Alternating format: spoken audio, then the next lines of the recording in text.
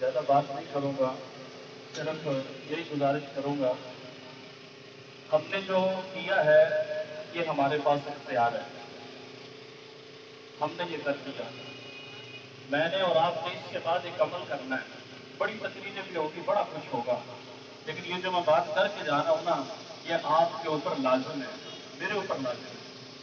پہلی بات تو یہ ہے کہ ہم یہ جو پیشانیاں ہیں یہ سجدے میں رکھ کے رب سے دعا کریں کہ یا اللہ ہمارے فلسطین بھائیوں کی مدد فرما۔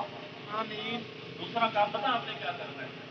ہم احتجاج میں نکل آتے ہیں، بات سارا کچھ کراتے ہیں، جن لوگوں کو ووٹ دے کے آپ اوپر لے کے آئے ہیں اصل میں غدار وہ ہیں۔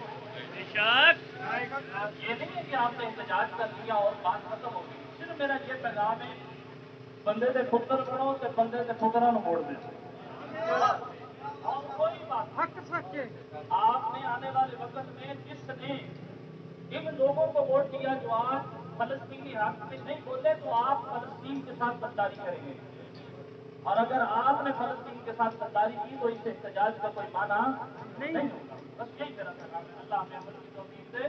اپنے ووٹ کو زندہ رکھو، اپنے نظریے کو زندہ رکھو، اور اپنے نظریے کے مطابق اپنے نظریے والے لوگوں کو ووٹ دو۔